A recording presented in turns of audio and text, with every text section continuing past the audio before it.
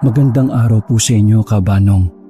Matagal na rin po akong nakikinig at sumusubaybay sa inyong pagsasalaysay ng mga kwentong nakakatakot at mga kababalagan sa Pamela Clamil at Lady Palm Channel bilang si Lolo Pael.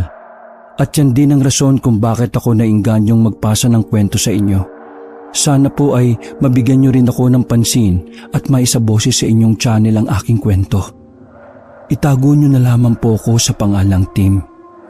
Itong ibabahagi kong kwento sa inyo ay nangyari noong nagpasya akong magbakasyon sa bayan ng isa kong tiyahin, si Tia Isabel. Nang malaman ni Nanang at Papang na may balak akong pumunta sa bayan ng pinsan ni Nanang, ay kaagad siyang tumutol. Ayon kasi kay Nanang ay may mga aswang daw sa bayan ni Tia Isabel. Yun din daw ang dahilan kung bakit hindi raw basta-basta pinapayagan ni Lola na pumunta sa bayang yon. Mahirap na. Dahil hindi natin alam kung anong klaseng tao ang ating makakasalamuha kung kaya't dapat ay mag-ingat ka. Seryosong wika ni Nanang sa akin noon. Si Papang naman ay napatango naman at saka sinabing kung talagang gusto kong pumunta roon ay payag siya basta mag-iingat lamang daw ako. Marami pang biniling si Papang noon at pinilit kong tandaan ang lahat ng yon. Nang mabatid ng isa kong pinsan na bala kong pumunta kina Tia Isabel ay kaagad siyang nagsabi na gusto niyang sumama. Ang wika pa niya ay gusto niya ng adventure. Pero sa kasulok-sulukan ng aking utak ay ibang adventure ang kanyang tinutukoy dahil mahilig talaga si Joe sa babae. Huwag kayong basta-basta gagala roon lalo na kung sasapit na ang gabi. Paalala ni Papang sa amin. Yun nga po, Kabanong. Nung matapos naming ihanda ang aming mga damit na dadalhin ay kaagad kaming bumiyahe. Habang nasa biyahe kami ay panay ang tingin namin sa aming paligid dahil nakamamangha ang mga tanawin. Probinsya talaga ang setup dahil kung hindi talahibaan ang aming makikita at palayan ay mga punong kahoy naman na nakahilera sa gilid ng kalsada ang aming nakikita. Humigit kumulang 3 oras ang aming naging biyahe hanggang sa marating namin ang bayan ni Tia Isabel. Kaagad kami nagtanong-tanong kung saan ang sakayan patungo sa baryo nila. Hanggang sa nakarating kami sa paradahan ng mga tricycle na ang ruta ay kina Tia Isabel. Nako mga totoy, ano ang gagawin niyo ron? Baka maging hapunan lang kayo. Pabirong wika ng isang tsuper sa amin. Hindi kaagad ako nakaimik dahil sa winika niya dahil naalala ko ang paalala ni Papang. Ilang sandali pa ay kaagad na sumabat sa aming usapan ng isang driver. Ano ka ba, Berting? Huwag mo silang takutin. Hindi naman totoo mga aswang Isa pa ay moderno na ang panahon sa ngayon. Kaya malabong magkatotoo yung pananakot mo sa kanila. Napangisi naman ng driver na nananakot sa amin. Nalata siguro ng isang tsuper na naapektuhan kami ng sinabi ng kasama niya. Kaya siya na ang nagpresenta na magatid sa amin sa baryo ni Tia Isabel. Nagpakilala siyang si Rudy sa amin at nakapag-asawa sa kabilang barangay ni Tia. Habang bumabiyahe patungo sa baryo ni Tia Isabel, ay nakipagkwentuhan siya sa amin. Ayon pa sa kanya, sa tagal daw niyang nakatira sa baryo ng kanyang asawa, ay wala naman siyang nabalitang may aswang sa baryo ni Tia Isabel. Ang sabi pa niya ay marahil ay nauso lamang ang usaping yon dahil sinisira dati ng Gobernador Silio ang kabesa de barangay ng nasabing baryo. Yun daw marahil ang rason kung bakit kailangan sa modernong panahon ay nakatatak na sa pangalan ng baryo ni Tia Isabel ang bansag na baryo ng mga aswang. Napatango na lang kami sa kwento ni Kuya Rudy at kahit papano ay naging panatag ang loob namin ng aking pinsan. Nang malapit na kami sa baryo ni Tia Isabel ay nanibago kami sa tanawing aming nakikita. Unang beses kasi namin yun kung kaya medyo kuryoso pa kami sa aming paligid.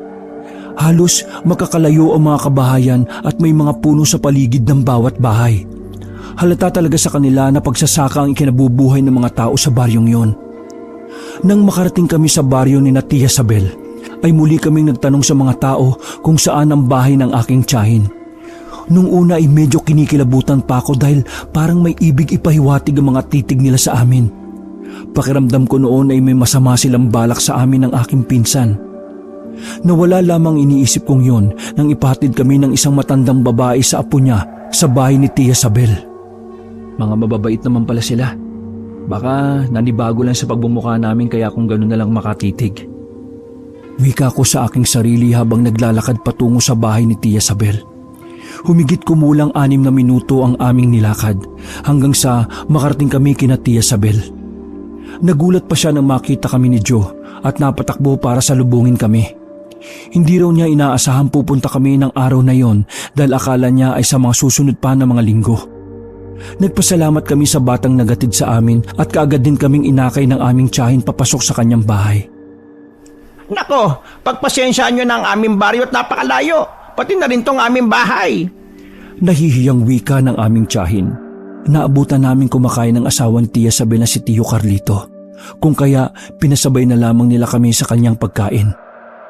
Habang kumakain noon ay nagkwentuhan kami tungkol sa mga nangyayari sa aming paligid at maging sa buhay ng bawat pamilya. Naikwento rin ni Tia Sabel ang pinagsamaan nila ni Nanang, bagay na siyang ikinutuwa ko. Pagkatapos namin kumain ay pumesto kami sa papag na nasa likod ng bahay ni Tia Sabel at doon ipinagpatuloy ang pakikipagkwentuhan. Ako mga pamangkin, huwag pala kayo basta-basta na lang lalayo sa bakuran namin ha. Lalo na kung malapit ng dumilim. Baka kasi may mga nilalang na iba ang hininga na makakasalubong niya. Hindi kagad namin natumbok ang ibig sabihin ni Tia Sabel. Kung kaya si Tio Carlito na lang ang nagpaliwanag.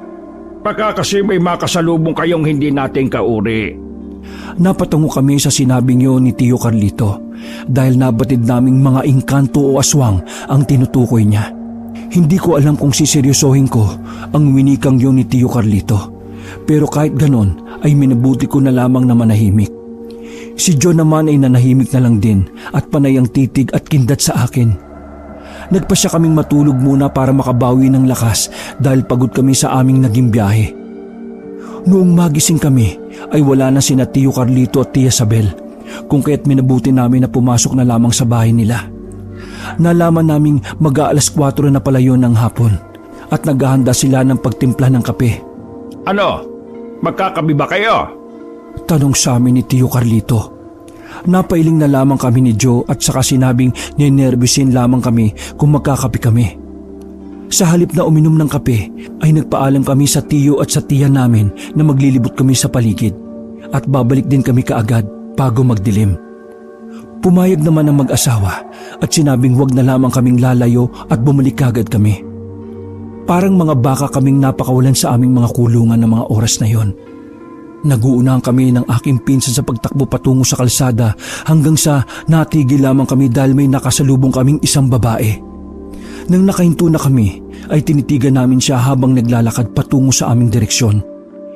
Hindi ko alam kung nahihiya siya dahil sa aming titig pero katakatakang napapayuko siya at hindi makatitig ng direkta sa amin. Ay, ako nga pala si Joe at saka itong pinsang ko si Tim. Wika ni Joe sabay lahad ng kanyang kamay sa babae. Hindi kaagad umimik pero ilang segundo pa ang lumipas ay nagpakilala rin itong si Lynn. Pero hindi siya nakipagkamay kay Joe at pilit pa rin iniiwas sa amin ang kanyang mga mata. Aaminin kong nahiwagaan ako sa babaeng yun subalit imbis na namangha ay kilabot ang aking naramdaman. Lalo na nang bigla yung tumakbo nang hindi man lang nagpapaalam sa amin. Hala insan, baka aswang yun. Biro ko kay Joe. Pero tanging nakakalokong ngisi lamang ang naging tugon niya sa akin. Nagpatuloy kami sa aming paglalakad noon, patungo sa plaza ng baryong yon. Nang makarating kami sa kanilang kapilya, ay naupo kami sa bench na nasa harapan. Ilang sandali pa ay niyaya ko na si Joe na umuwi dahil pinagtitinginan kami ng mga taong dumadaan at matatalim pa ang titig nila. Nahalata na rin siguro yun ni Joe kung kaya't napatayo kami sa aming kinauupuan at nagpasyang umuwi na lamang kina Tia Sabel. Pagka-uwi namin kina Tia Sabel ay kaagad niya kaming inusisa kung saan kami pumunta at medyo natagalan kami. Imbis na sabihin namin kung saan kami nagtungo ay ibinaling ni Joe ang usapan sa pamamagitan ng pagtatanong tungkol kay Lynn. Akala ko nga ay matutuwa sila dahil may nakilala kami sa kanilang baryo. Subalit napalunok na lamang ako ng aking laway nang pagsabihan kami ng aming Tio Carlito. Makipagkaibigan kayo sa lahat ng taga rito, pero huwag na huwag kay Lynn at sa mga magulang niya. Saglit na natigil si Tio sa pagsasalita niya at napatitig kay Tia Sabel. Akala namin ay magagalit si Tia sa sinabi ni Tio Carlito. Pero sa halip na magalit ay dinugtungan niya ang sinabi ng asawa niya. Malakas kasi ang ugong ng balita rito sa baryo na aswang ang pamilya nila Lynn at malamang sa malamang ay nahawaan na rin siya. Napabuntong hininga pa noon si Tia kung kaya hinintay namin na magsalita ulit siya. Minsan kasi ay nahuli ng mga taga-baryo na nakaupong palakas si Lynn sa daan na malapit sa ilog. Nang lapitan nila siya at tanungin kung anong ginagawa, ay nagulat ang mga lalaki dahil naglalaway daw si Lynn at nagbabaga ang mga mata niya. Kinabahan daw ang mga kalalakihan at dahil doon ay napatakbo sila. Nang makalayo na ay nilingon nila si Lynn at saka inilawan. Subalit wala na siya sa kanyang pwesto. Nagsitayuan ang mga balahibo namin sa buong katawan dahil sa kinwento ni Tia Isabel. Parang nagsisi kami ni Joe na nagtungo kami sa kanila upang magwakasyon. Nahalata siguro ni Tia Isabel na natakot kami ng aking pinsan. Kung kaya para malibang kami ay pinakiusapan niya kaming tumulong sa kanya sa paghahanda ng hapunan. Makalipas ang humigit kumulang 1 oras ay natapos na rin ang pagluluto ni Tia at nagsimula na kaming kumain. Habang kumakain kami ay natigilan ako nang bigla akong makarinig ng mahinang huni ng tiktik sa labas. Aswang po ba yun? Tanong ko kina Tia Isabel. Huwag mo na lamang intindihin. Dadaan lang yan. Wika ni Tia Isabel. Ilang sandali pa ay mas bumilis ang huni ng tiktik na yon hanggang sa may narinig na kaming pagaspas sa bandang ibabaw ng bubungan. Dahil doon, natigilan na kami ni Joe sa pagkain at napatingala sa bubungan. Dumaan na kayo! Huwag niyong takutin ang mga bisita namin dahil kilalang kilala ko kayo! Sigaw ni Tio Carlito sa humuhuning tiktik. Biglang natahimik ang tiktik na inakala naming umalis na. Subalit napatayo kaming pareho ni Joe nang may kumalampag sa ibabaw ng bubungan na sinundan ng mabilis at sobrang hinang huni ng tiktik.